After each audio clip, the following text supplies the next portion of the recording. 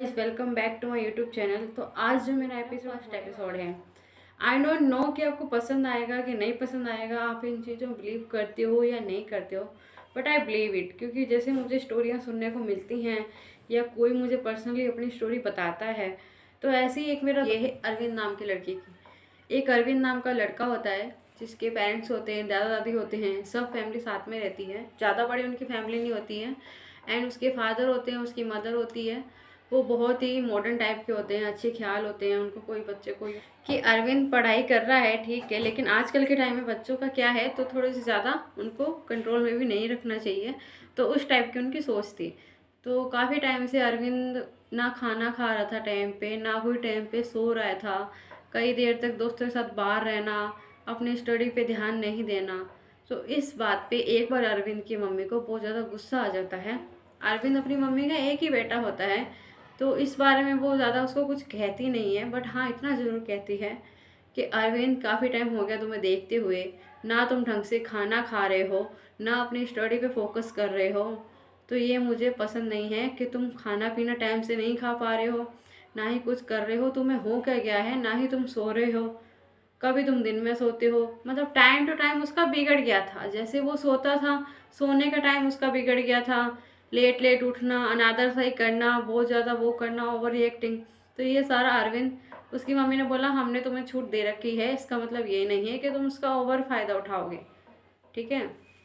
उसकी मम्मी उसको इतना ही कह देती है, क्योंकि अरविंद अपने मम्मी पापा का एक ही बेटा होता है, तो वो बहुत लाडला होता है, इसलिए उसको कुछ कहते नहीं है। बस उसको उसकी मम्मी डांट से समझा देती है। मतलब ज़्यादा डांटती भी नहीं है, उसको प्यार से समझा भी देती है। तो ऐसे ही होता है। अरविंद शाम को घर आ जाता है, उस दिन शाम को जल्दी घर आ जाता है अपनी मम्मी की डांट से कि चलो पेरेंट्स को नहीं पसंद आ रहा तो मैं अभी वो काम नहीं करता हूँ। तो वो आके सो जाता है, खाना खा लेता है आराम से, परिवार वालों के साथ वो आराम से आके सो जाता है। तो वैसे ही उसी रात वो अरविंद अपने बेडरूम में सोया होता है, मम्मी पापा अपने बेडरूम में सोए होते हैं, एंड उसके दादा दादी जो हैं वो अपने बेडरूम में सोए होते हैं। तो ऐसे ही रात के तकरीबन 12 बजे उसकी मम्मी के फ़ोन पे एक फ़ोन आता है। 12 साढ़े 12 का टाइम होता है कि उसके जो मतलब माँ मम्मी होती है, उसकी नानी, अरविंद की नानी, तो उसकी मम्मी के भाई का फ़ोन आता है, यानी अरविंद के मामा का कॉल आता है उसकी मम्मी के पास कि एक्चुअली क्या है, जो तुम्हारी मम्मी है उनकी तबीयत बहुत ज़्यादा ख़राब है। उसका मामा उसकी मम्मी को बताता है अरविंद की नानी की जो है तबीयत बहुत ज़्यादा ख़राब हो जाती है। और वो उसको फ़ोन पे कहता है कि ना ही कुछ खा रही हैं, ना ही कुछ पी रही हैं, ना ही कुछ बोल रही है, और ना ही हमसे कुछ बात कर रही हैं। तो ये सुनकर उसकी माँ बहुत रोने लग जाती है, और जैसे से ही फ़ोन कटता है उसका पापा उठ जाता है कि तुम इतनी रात को क्यों रो रही हो, क्या बात है, आधी रात को तुम्हें कैसे रोने की ज़रूरत पड़ गई। तो वो अपनी मम्मी के बारे में उसके पापा को बताती है, और वो कहती है कि मेरी कल एक मीटिंग है इम्पोर्टेंट, जो मैं कतई मिस नहीं कर सकती हूँ। तो ये उसके पापा भी यही कहते हैं कि मेरी भी बहुत ज़्यादा इम्पोर्टेंट मीटिंग है, जिसे मैं मिस नहीं करना चाहता, क्योंकि बहुत ज़्यादा इम्पोर्टेंट है, बाहर से मैं ये मिस नहीं करना चाहता हूँ। तो दोनों का काम, दोनों जॉब करते हैं, तो दोनों अपने काम को छोड़ के नहीं जा सकते, लेकिन क्या करें, उसकी माँ की तबीयत खराब है, वहाँ पर भी कोई नहीं जाएगा तो बहुत बुरा लगेगा। तो अरविंद आता है, ये सब सुन लेता है अरविंद। तो अरविंद जाता है अपनी मम्मी के कमरे में। तो वैसे ही उसकी माँ उसको अरविंद को बताती है कि तुम्हारी नानी की तबीयत बहुत ज़्यादा ख़राब है, या कुछ भी अदरवाइज़ है, वो सब उसको बताती है ना। तो अरविंद कहता है कोई बात नहीं मम्मी, इसमें कौन सी बड़ी बात है, अगर नानी का लास्ट स्टेज चल रहा है तो मैं जाके नानी का पता ले आता हूँ। मैं काफ़ी टाइम से नानी से मिला भी नहीं हूँ, मैं कल सुबह होते ही पहली मेट्रो से चला जाऊँगा। तो ये सुन के उनको काफ़ी अच्छा लगता है कि चलो ठीक है, हम नहीं जा पा रहे, चलो कोई तो जा रहा है ना हमारे घर से। तो अरविंद चला जाता है सुबह 4:30-5 बजे। रात भर वो सोता भी नहीं है, अपनी पैकिंग वगैरह जो करनी होती है वो कर लेता है इसीलिए तरीके से। और सुबह 4:30 की मेट्रो से वो पहुंच जाता है अपने मामा के घर। तो वहाँ जाके उतरता है, वहाँ से वो टैक्सी वगैरह करता है, क्योंकि मेट्रो से उसके मामा घर काफ़ी दूर था। वहाँ से वो टैक्सी वगैरह करता है और चला जाता है मामा के घर। वहाँ मामा के गले लगता है वो आराम से। फिर वो अपनी नानी से मिलता है, तो उसकी नानी मतलब एकदम वो हो जाती है, सही हो जाती है ना। ज़्यादा सही नहीं होती, मतलब उसके बोलना करना खाना पीना सब स्टार्ट कर देखती। तो इसके मामा और ये सब हैरान रह जाते हैं कि भाई अभी तो ये हमें लग रहा था कि लास्ट स्टेज पर हैं ये, कुछ खा पी नहीं रही हैं, क्या करेंगे, इनका आखिरी समय चल रहा है। लेकिन अरविंद वहाँ जाते ही उसकी नानी का तो पूरा चेंज हो जाती है, एकदम सही हो जाती है। तो नानी उसके गले लगती है, जोर जताती है, क्योंकि भाई उसका नानी ही उसकी और वो उसका दोहिता है, तो जाहिर सी बात है प्यार तो होगा ही, इतने टाइम बाद मिलने गया था। तो जैसे ही वो करता है ये देख के मामा हैरान हो जाते हैं। तो वो अपनी नानी से पूछता है क्या खाओगे, तो नानी धीरे से उसके कान में बोलती है कि हाँ, पता नहीं कुछ बंगाली में नाम था, मुझे याद नहीं आ रहा है। तो वो उसे बताती है, तो वो कहता है ठीक है नानी, आपको जो भी खाना है मैं आपको मार्केट खुलते ही ला दूंगा, ठीक है। तो अभी सुबह सुबह का टाइम है, बहुत ही 8 बज रही है, तो अभी पूरा मार्केट खुला नहीं है, जो भी आपकी इच्छा है आप मुझे बता देना, मैं आपको ला दूंगा। तो नानी उसको बता देती है, मार्केट चला जाता है, वो अपनी नानी को ला के भी दे देता है, ठीक है। और सबके साथ हंसते खेलते रहता है, अपने कज़न से मिलता है, अपने मामा वगैरह मामी वगैरह पूरे परिवार से वो मिलता है। उसको काफ़ी अच्छा लगता है मिलके कि इतने टाइम से मैं गया नहीं था और सडनली आया हूँ तो सब मुझे इतना प्यार रहे हैं। तो ऐसे ही वो अरविंद को एक दिन हो जाता है, दूसरे दिन वो कहता है कि मामा अब शायद हो सके तो मुझे अब चलना चाहिए, मैं जाना चाहता हूँ घर, क्योंकि मेरा जो उसके कॉलेज का कोई प्रोजेक्ट वगैरह का काम था उसे वो सबमिट करना था, ठीक है। तो उसका आधा काम ही बाकी था प्रोजेक्ट का, तो उसे सबमिट भी करना है टाइम से, तो हो सके तो उसके पापा कहते हैं कि वहाँ भी तो तुम्हारे मम्मी पापा हैं तुम्हारे दादा दादी का ख्याल रखने के लिए, तो तुम्हें इतनी जल्दी क्यों है जाने की, तुम थोड़े दिन और रुको, आराम से रहो यहाँ पे, काफ़ी अच्छा लग रहा है, हम तुम्हें जाने नहीं देंगे क्योंकि तुम्हारे आने से ही नानी की तुम्हारी तबीयत ठीक हुई है। तो ये काफ़ी, फिर अरविंद कहता है चलो ठीक है मैं आज रुक जाता हूँ। लेकिन वैसे ही शाम को उसके दोस्त का फ़ोन आ जाता है कि कल लास्ट डेट है प्रोजेक्ट सबमिट करने की, तो तुम आ रहे हो ना, आज कहाँ पे हो। तो वो बताता है मैं अपनी नानी के घर हूँ। तो वो भी बड़ी टेंशन में हो जाता है कि यार इतने दिन से हम लोग लापरवाही में थे, इधर उधर घूम रहे थे, मस्ती कर रहे थे, मूवियाँ देख रहे थे, खेल खेल रहे थे, और हमने हमारा प्रोजेक्ट भी नहीं बनाया इस चक्कर में। तो वो कहता है, वो भी टेंशन में आ जाता है कि यार मेरा भी अभी तक तो आधा पड़ा ही है, और अगर मैं आज नहीं आ पाया तो मैं कैसे बनाऊंगा और कैसे कल सबमिट करेंगे। तो ये उसकी लास्ट डेट होती है प्रोजेक्ट की। तो फिर वो अपने मामा को जाके बोलता है कि मामा ये बात है। तो उसके मामा कहते हैं चलो ठीक है कोई बात नहीं, तुम आज रवाना हो जाओ। तो रात की ट्रेन है, लमसम 11:30 या 12 बजे की है मेट्रो, तो उसमें तुम चले जाना। तो वैसे ही वो खाना पीना अपने खा लेता है, शाम को टाइम से ही अपनी पैकिंग वगैरह कर लेता है। वो 6-6:30 बजे से पैकिंग वगैरह करने लगता है, और 8 बजे का टाइम होता है कि सब खाना खा रहे होते हैं, तो वो भी खाना खा लेता है एंड अपने मामा से मिल लेता है। मामा से मिलने के बाद अपनी नानी के पास जाता है, 9:30 का टाइम होता है। उसके मामा के घर से स्टेशन काफ़ी दूर होता है, इसलिए उसको 10-10:30 बजे तक वहाँ से निकलना होता है। तो वो चला जाता है वहाँ से, और नानी के पास जैसे ही जाता है तो नानी उसकी फूट फूट कर रोने लगती है कि तू अरविंद बेटा वापस नहीं आएगा, नहीं आएगा, वो एक ही बात बोलती है। अरविंद कहता है नहीं नानी, मैं प्रोजेक्ट सबमिट करके दूसरे तीसरे दिन ही वापस आपके पास आ जाऊँगा, मैं आपसे मिलने के लिए। तो उसकी नानी बहुत रोती कि तुम मत जा, मुझे पता है मैं तेरे से वापस नहीं मिल पाऊँगी, मैं तेरे आने से सही हुई थी। लेकिन अरविंद कहता है नहीं नानी, मैं आप बिल्कुल टेंशन मत लो, मैं जैसे ही जाता हूँ उसके दूसरे तीसरे दिन आपसे मिलने वापस ज़रूर आऊँगा।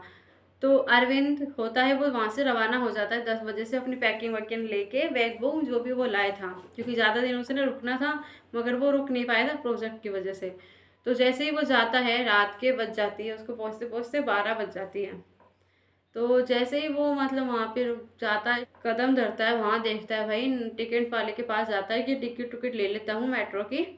तो वहाँ पे वो देखता है कि उस साइड में कोई भी नहीं है, पूरा सुनसान है, पूरा एरिया सुनसान है, एक बंदे की भी, एक बंदा की परछाई भी नहीं है, तो बंदा तो दूर की बात है, पूरा स्टेशन खाली पड़ा होता है। वो जैसे ही जाता है अंदर जाता है, देखता है भाई ट्रेन के पास, मतलब जहाँ पे ट्रेनें आती जाती हैं वहाँ पर भी कोई नहीं है। तो वो थोड़ा सा ऊपर चढ़ता है, तो पहले वो प्लेटफॉर्म नंबर 1 पे होता है, तो सीढ़ियों पे चढ़ता है कि यहाँ पे कोई ट्रेन नहीं है, आगे जाके देखता हूँ। तो वो प्लेटफॉर्म नंबर 2 पे पहुँच जाता है। तो जैसे ही वो प्लेटफॉर्म नंबर 2 पे जाता है, तो वहाँ से देख उधर जाता है, तो वहाँ पे कोई ट्रेन नहीं होती। वहाँ पर भी वो हक्का बक्का रह जाता है, शौक हो जाता है कि भाई इतने बड़े स्टेशन पे एक भी आदमी नहीं है, समझ रहे हो, एक भी आदमी नहीं होता है। तो वो जैसे ही सीढ़ियाँ उतरता है वहाँ से, देखता है वहाँ प्लेटफॉर्म नंबर 2 पे वो पहुँच जाता है, उतर जाता है वहाँ पे।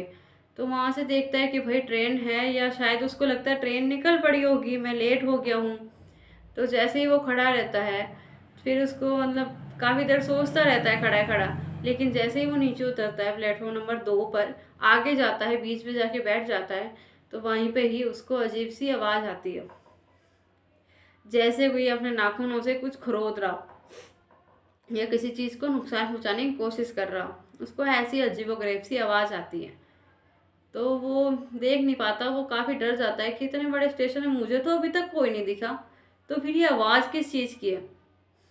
तो जैसे ही वो पीछे मुड़ के देखता है तो सीढ़ियों के ऊपर उसे एक अजीब सी सफ़ेद साड़ी के अंदर एक लेडी दिखाई देती है, जिसके बहुत ही लंबे लंबे बाल होते हैं, नाखून होते हैं, और मतलब कि उसकी हंसी हंसी तो दांत दिखाती ही नहीं है, पूरा मुंह उसका काला होता है और सफ़ेद साड़ी के अंदर होती है। भाई वो एकदम शॉक हो जाता है, वहीं पे बहुत ज़्यादा डर जाता है। वो ना ही वो इधर देख पाता है, ना ही वो कोई उधर देख पाता है। वो इतना ज़्यादा शॉक हो जाता है कि भाई बहुत हालत ख़राब हो जाती है, वहाँ से हिल नहीं पाता, उसको विश्वास नहीं हो रहा है कि मैं क्या देख रहा हूँ। वैसे ही जो लेडी थी जो उसने देखी थी सीढ़ियों के ऊपर, वो ऊपर एक तार होती है मेट्रो की, उसके ऊपर पकड़ लेती है उस तार को, तो उसके ऊपर से ऐसे जाने लगती है। तो इतना शौक, वो ऐसे ही डरा हुआ होता है और वहाँ से जाती जाती एकदम से गायब हो जाती है। ठीक है, तो वो इतना तो समझ चुका था ये कोई मामूली इंसान नहीं है, क्योंकि अगर तार पे कोई चढ़ रहा है, अगर इंसान होता तो इतनी देर में उसका खलासी हो जाता, पूरा ख़त्म ही हो जाता। तो ये तो मुमकिन ही नहीं है कि कोई लेडी ऊपर चढ़ रही है और उसको कुछ नहीं हो रहा है। और इतनी उसकी ताकत पावर, इतनी डरावनी शक्ल देख के वो इतना ज़्यादा डर जाता है कि सहम सा जाता है। कई देर वो एकदम सुन्न हो जाता है, तो खुद होश नहीं रहता, फिर इतना डर जाता है। जैसे ही वो वहाँ से जाने की सोचता है, उसको खुद को अपने पीछे से ऐसा लगता है कि किसी ने उसे पकड़ा हो। तो अपने पीछे देखता है और वो इतना ज़्यादा डर जाता है कि वही चीज़ उसके पीछे से उसके खड़ी थी पकड़ के। वो जोर से भगवान का नाम लेता है, जय श्री राम जय श्री राम जय हनुमान, हनुमान चालीसा पढ़नी शुरू कर देता है। जैसे ही वो हनुमान चालीसा पढ़नी शुरू करता है, वो वहाँ से बाहर निकलता है, स्टेशन से बाहर, और बाहर निकलता है। इतना मुश्किल था उसका बाहर निकलना वहाँ से। उसने जो उस रात को एक्सपीरियंस किया था वो बहुत ही डरावना था। तो जैसे ही बाहर निकलता है, वो बाहर भी सुनसान होता है, कोई नहीं होता, वो बहुत डर जाता है। आसपास पेड़ ही पेड़, मतलब इस तरह का एरिया था, जंगल टाइप का, और वहाँ पे स्टेशन था। तो उसे समझ नहीं आता, उसके मामा ने अगर इतना ही ज़्यादा डरावना था तो उसे बताया ही क्यों। तो फिर वो वहाँ से निकल जाता है। वहाँ से निकलने के बाद वो सोचता है मुझे कोई होटल मिल जाए, और फाइनली उसे कई दूर चलने के बाद एक होटल मिलता है, जहाँ पे वो चेक इन करता है और उसको एक रूम मिलता है। रूम में जाता है। रूम में जाने के बाद वो सोचता रहता है, बैठा बैठा रहता है, पूरी रात बैठ के निकालता है जय श्री राम भगवान का नाम ले लेके। और सुबह ही जो पहली ट्रेन होती है उसके अंदर वो चला जाता है, मेट्रो के अंदर। तो जाके फिर वो अपने घर पहुंचता है, अपनी मम्मी अपने पेरेंट्स को सब बताता है, दादा दादी को बताता है। और डर सा गया था वो, और वो फटाफट से अपना जो आधा प्रोजेक्ट रहता है उसे पूरा करता है। और फटाफट से अपने दोस्त के पास जाता है, जिसका नाम था मोहित। आई एम सॉरी, मैं आपका नाम बताना भूल गई उसके दोस्त का, उसका नाम था मोहित। तो जैसे ही उसके पास जाता है, प्रोजेक्ट सबमिट करते हैं एंड आपस में डिस्कस करते हैं, बैठते हैं, बातचीत करते हैं। तो मोहित अरविंद से पूछता है कैसा रहा तेरा एक्सपीरियंस, नानी घर गया था, काफ़ी अच्छा लगा होगा, घूमा फिरा होगा। तो वैसे ही अरविंद मोहित को सब बात बताता है कि मैंने इस रात को ये एक्सपीरियंस कर चुका हूँ। इतना डरावना भयंकर माहौल था और मैं इतना ज़्यादा डर चुका था, कोई पक्षी तक वहाँ मुझे दिख नहीं रहा था। तो भाई मोहित कहता है भाई वो तो जो मेट्रो स्टेशन है वो मतलब कि वहाँ पे कोई नहीं जाता है रात को, क्योंकि प्लेटफॉर्म नंबर 2 तो बिल्कुल भी बंद पड़ा है। क्योंकि जब वो स्टेशन बन रहा था तो वहाँ की एक औरत के साथ कोई घटना हो गई थी, तब से उसकी आत्मा वहीं पे भटकती है और वो किसी को नहीं छोड़ती है। तो भाई तू बहुत भाग्यशाली है जो जो हनुमान जी का नाम लेके वहाँ से निकल आया है। तो अपने आप को भाग्यशाली समझो कि तुम वहाँ से बच के, जिंदा बच के वापस आए हो। नहीं तो जो भी आज तक वहाँ पे गया है कि आज तक पे वहाँ से जिंदा नहीं लौटा है। ये कहानी हमें जो सुनने को मिली है, मैंने आप सबको बताई है, एक स्टोरी ही नहीं है ये मेरे एक दोस्त था अरविंद नाम का, उसके साथ सच्ची घटना थी एंड जिसने मुझे ये बताई है। तो मैंने सोचा कि क्यों ना इस बारे में आपसे बात करी जाए। तो जय श्री राम। आपको जैसा भी लगा हो वीडियो को लाइक कर देना, सब्सक्राइब कर देना, ताकि आगे से आपको ऐसी वीडियो देखने को मिलती रहे। और जो भी हमारे एपिसोड आएंगे आज के बाद 1 to 1, तो उसमें आप ऐसे ही अपना दिलचस्पी दिखाए रखें।